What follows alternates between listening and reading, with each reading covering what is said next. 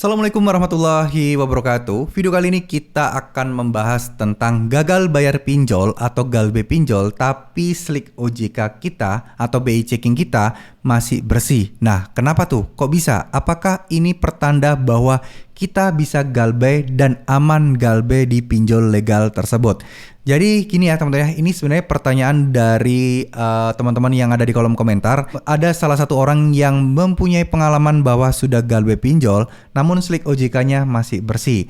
Nah, ini sebenarnya bukan pertanda bahwa pinjol tersebut nggak lapor slik OJK ya, enggak. Tapi untuk masalah lapor ke slik OJK itu tentunya ada prosedur dan ada aturan yang berlaku. Sebagai contoh salah satunya, jika pinjol tidak bekerja sama dengan sebuah bank, maka pinjol tersebut itu nggak bisa loh lapor ke slik OJK. Jadi mereka harus bekerja sama dulu dengan bank, baru banknya yang lapor ke slik OJK. Contoh simple adalah Akulaku, di mana Akulaku itu kalau lapor slik OJK, dia menggunakan atau memakai atas nama Bank Neo Commerce atau BNC ya. Jadi Neobank itu adalah salah satu bank yang bekerja sama dengan Akulaku. Nggak cuma Akulaku sih, ada beberapa pinjol-pinjol lain juga yang menggunakan dan bekerja sama dengan Bank Neo Commerce ya atau BNC. Jika teman-teman menemui ketika aplikasi pinjaman online kalian itu tidak lapor slik OJK atau masih belum setelah telat seminggu, 2 minggu dan lain sebagainya, bisa jadi ada beberapa kemungkinan. Yang pertama adalah bahwa pinjol kalian memang tidak lapor slik OJK karena ya mereka tidak bekerja sama dengan bank manapun. Itu opsi pertama. Nah, sedangkan yang kedua adalah mereka sudah kerjasama, tapi pinjol tersebut secara pendataan kurang rapi sehingga perlu waktu dan perlu proses untuk lapor ke pihak banknya. Nah, pihak banknya menunggu laporan dari pinjol, makanya dia tidak bisa segera lapor ke slik OJK.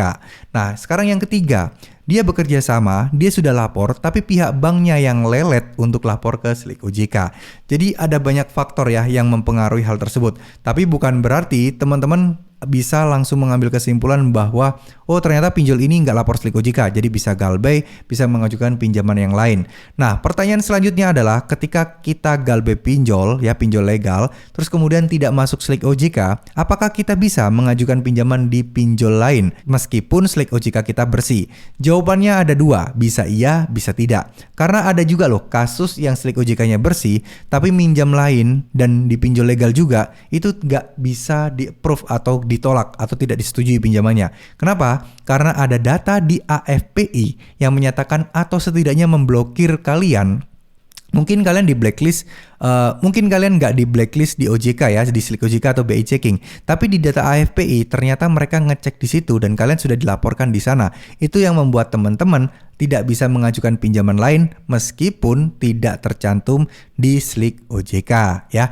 Jadi itu adalah beberapa kemungkinan, beberapa penyebab dan solusinya seperti apa. Kenapa dibilang resiko terberat gagal bayar di pinjaman online? Ya karena itu, sekalinya melekat dan sekalinya ada, teman-teman akan sulit sekali untuk menghilangkannya kalau nggak bayar utangnya. Ya, kalau masalah DC mah sebenarnya bukan hal yang terberat. DC bisa dihadapi kok, DC juga nggak bakal ngapa-ngapain, nggak bakal macem-macem, bisa kalian ancam balik dan lain sebagainya. Tapi untuk masalah slik OJK, jalan satu-satunya adalah dengan membayar hutang kalian, baru slik OJK bersih lagi. Itulah kenapa disebut yang terberat, karena susah sekali untuk menghilangkannya. Kalau DC mah gampang-gampang banget untuk menghadapinya ya. Oke, mungkin segitu dulu video kali ini. Semoga video ini bisa bermanfaat. Terima kasih. Wassalamualaikum warahmatullahi wabarakatuh.